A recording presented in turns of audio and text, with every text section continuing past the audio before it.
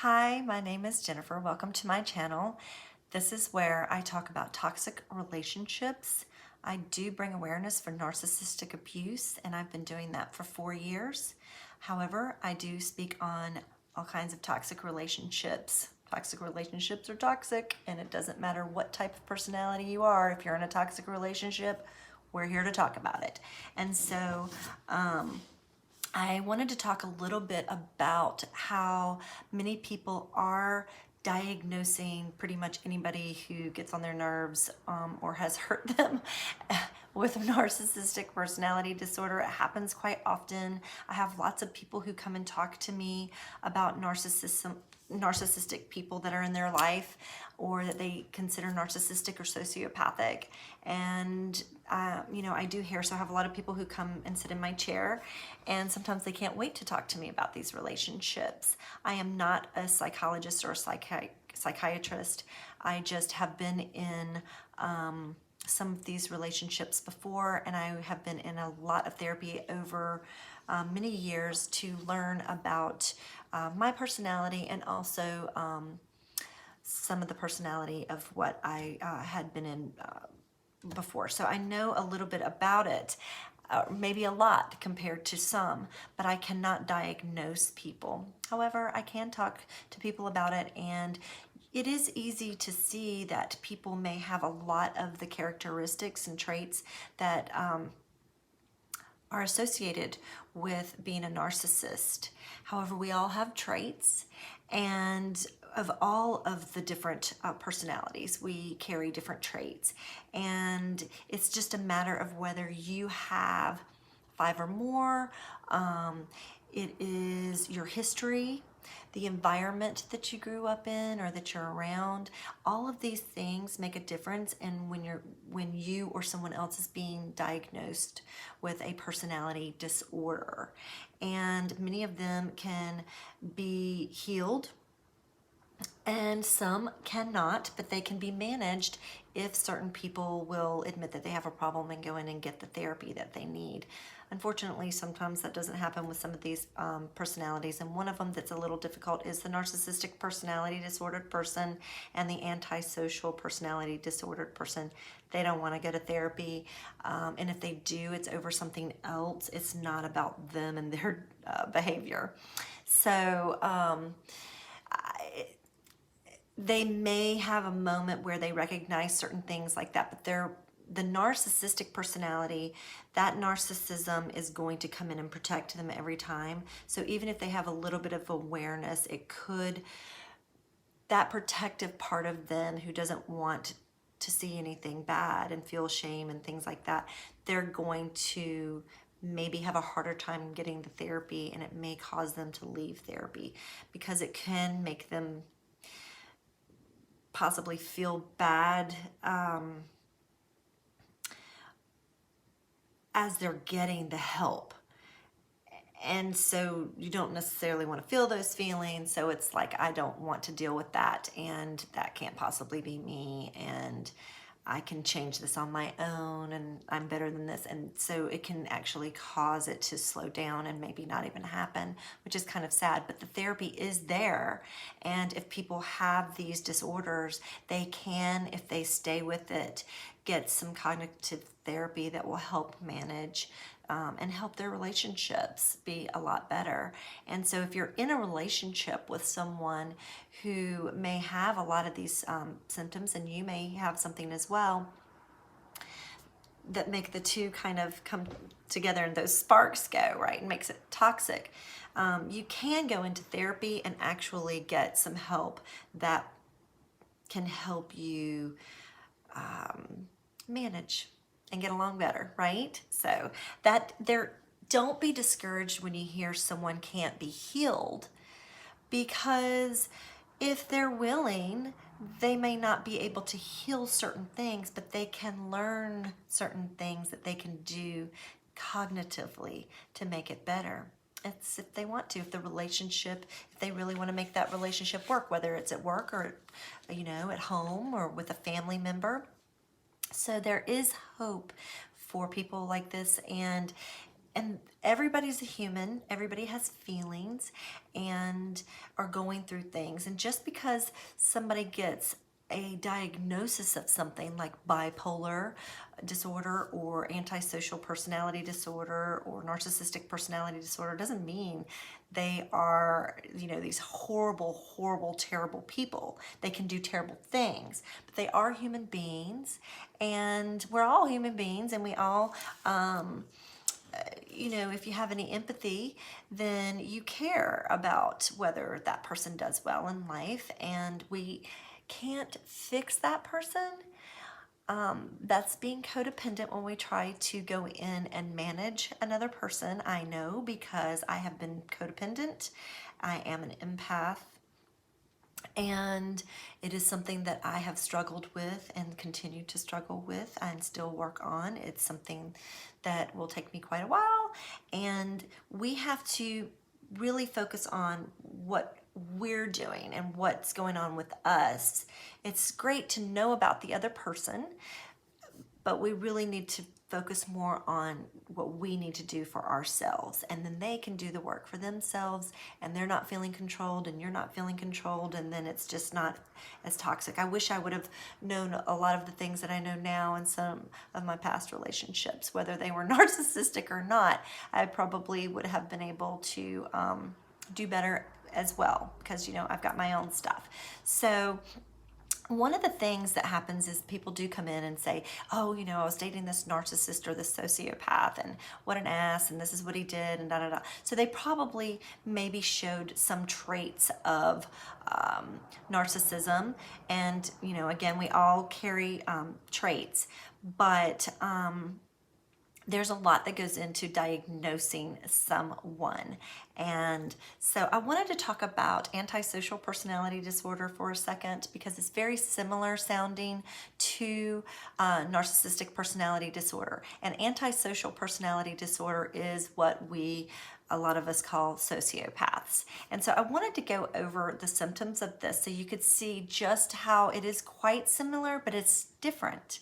And this can happen with a lot of the symptoms of different personalities.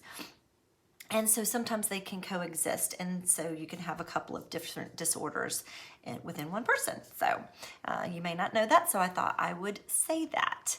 Okay, so I am online, and this is the Mayo Clinic that has said these things. So the antisocial personality disorder or sociopathic person, they tend to antagonize and manipulate or treat others harshly or with callous indifference. And they show no guilt or remorse for their behavior. So they can do something and you could be really hurt by it, and your feelings don't matter to them. They don't even get it. They don't get it at all. So it can be especially hurtful. It can hurt 18,000 times more because they don't even have any remorse or empathy for what they've done. And you want them to have that. I know, because I've been in this situation before. And you want them to comfort you, but they can't. And so acknowledging and accepting that is going to help people like me, who have been in relationships with people like this. Just know, look, they're not going to be able to comfort you. They can't help you with that. You need to go somewhere else for that. Comfort yourself, or go to a family member or a friend or a therapist and talk it out that way, because you can't expect them to do something that they just don't get. They don't get that at all. And here are the symptoms that they have listed here, and I thought I would read these off to you guys because I thought it was interesting. So the sociopathic person, antisocial personality disorder signs and symptoms may include disregard for right and wrong, persistent lying or deceit to exploit others, being callous, cynical, and disrespectful of others, using charm or wit to manipulate others for personal gain or personal pleasure, arrogance, a sense of superiority, and being extremely opinionated, recurring problems with the law, including criminal behavior, repeatedly violating the rights of others through intimidation and dishonesty, impulsiveness or failure to plan ahead, hostility, significant irritability, agitation, aggression, or violence, lack of empathy for others and lack of remorse about harming others, unnecessary risk-taking or dangerous behavior with no regard for the safety of self or others, poor or abusive relationships, failure to consider the negative consequences of behavior or learn from them, and being consistently irresponsible and repeatedly failing to fulfill work or financial obligations. That you can see where some of this does sound similar to the narcissistic personality disordered person, or someone that just has high narcissistic traits. So we have to be careful when we are out there just diagnosing people. It's easy to do that and easy to say, oh, he's such a narcissist or she's such a narcissist, but that doesn't mean they are a narcissist or a sociopath or antisocial personality disorder person or bipolar. You hear that one a lot too. Oh, they're so bipolar. And listen, people who have personality disorders, they're people. They're not, you don't like just shove them off in a cage and say, hey, you're just not worth anything. There are treatments that people can get. Now, whether they go and get them or not, and whether they stay and do the hard work is a whole nother ballgame. But there are treatments that can help. Some of them cannot be healed, but they can manage their disorder. Some can be managed with medications, some cannot. And I'm not going to go through all of those because, I normally talk on the narcissist. However, just know that just be really careful. I have to do that too. We have to be really careful about diagnosing somebody else. And if you are someone who is concerned about whether you have a personality disorder or you just think you might need some therapy and figure out, what's going on with you because you may recognize some of this stuff, I suggest going to a behavioral therapist because that's who is going to be able to help you. Just going to any old therapist might not work, and it takes time in therapy for someone to diagnose people properly. It's not going to happen in 1 or 2 sessions. It's going to be quite a while, and you're going to have to answer a lot of questions. And so if you're someone who's been in an abusive relationship like this, it's nice to know about. We also need to learn about our own self, because we can only take care of us. We cannot fix another person. And I know we want to, because we want to have that relationship with them, but it's important for them to be able to recognize that there's things going on in their life that keep repeating, the patterns keep repeating, and that they may need to go and take a look at themselves. And that's what we need to do. And so I've been doing this for years, and I will continue to do it because, I am someone who has been codependent, and I am an empath, and I do tend to get myself in trouble sometimes because of that. And so I talk about that a lot on this channel. I don't want to go over, so I'm not going to go into that too much right now. I do want to say that these are some things that you're going to hear about when you are on this channel and other channels when you're learning about narcissistic abuse. And even some of the other disorders or in a toxic relationship. This actually is narcissistic personality disorder. So I'm going to name off some of these, and then I will talk about them in different videos. So there's triangulation, scapegoat, splitting, which is good or bad thinking, blame shifting, narcissistic abuse, word salad, which is circular conversations to throw you off track, smear campaigns, love bombing, devaluation, flying monkeys, future faking, projection, hoovering. And so these are some of the things that we will talk about on this channel. I want to mention future faking tonight because it was something that I was thinking about a lot and over the last few days, because this tends to happen, and I know we all tend to do it sometimes. We'll say something to somebody because we genuinely mean it, like, oh yeah, I'm definitely going to come and see you sometime and we're going to do this, and you get really excited. And so we can future fake sometimes with people that we haven't seen in a long time or something like that. But when you're in a toxic relationship, future faking is something that happens quite often. It could be if you're at work and you are working for a narcissist, they can future fake you by dangling a raise or a promotion in front of you, yet you never seem to get to it.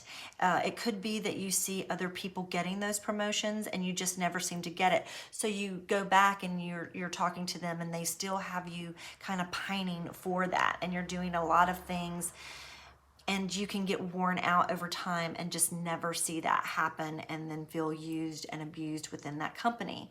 When you're in a relationship, it could be a friendship or even a love romantic relationship with someone and they future fake you. It could be even if you're in a romantic relationship with someone that they future fake you with marriage and getting engaged, and just to kind of keep you dangling and knowing and hoping and wishing that that's going to happen one day, where you waste all kinds of years and time with someone where it never happens and they end up marrying someone else and you're standing there going, what the heck?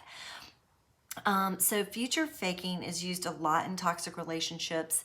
And of course, I talk on narcissistic abusive relationships, and it happens a lot. And it can be very confusing because you really care about someone and you want to believe what they say. And you get excited, and they know that. They have learned. And sociopathic people, the antisocial personality disordered person, the same thing. They learn how people respond to different things, and they've been doing it their entire life.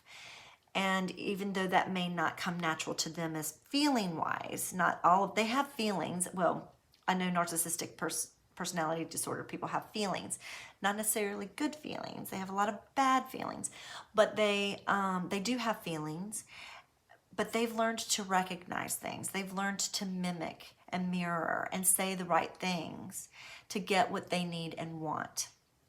And when you find out that you've just been used by someone like that, I can promise you, I understand it is something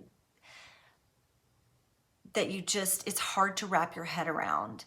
And I remember one time when that came out for me in a relationship that I was in, and I did not respond well, first of all.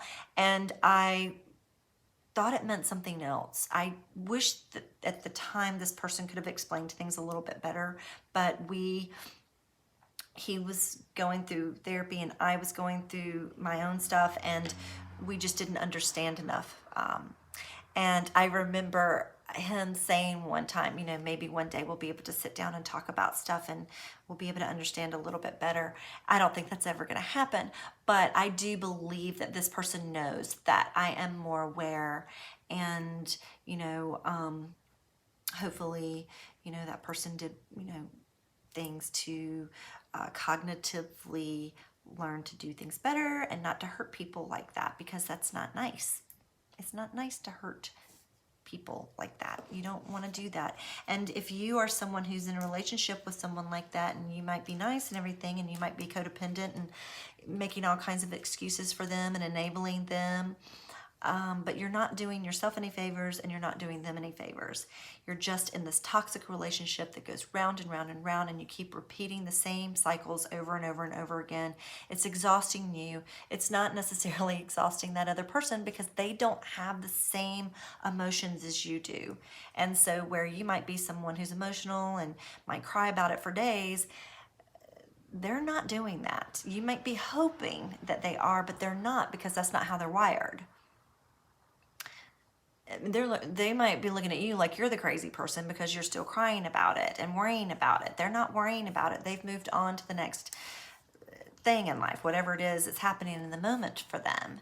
So I just wanted to say that this is getting a little bit long, so I'm going to end this video and I'm probably going to go on to another video. But until next time, these are the things that we will be talking about. I'm super excited about it, and I hope you are too. I hope you're not hurting too much, but I promise you, if you are in a toxic relationship right now, but if you are, I'm here to support you, and there are many other people here that are here to support you as well, and I highly recommend you getting into some therapy. It really does help, because not everybody's going to understand. They may have never been in this type of relationship, and if they haven't, it's going to be very difficult for them to understand what you're going through. I do, so I'm here for you. Until next time, this is Jennifer. Bye.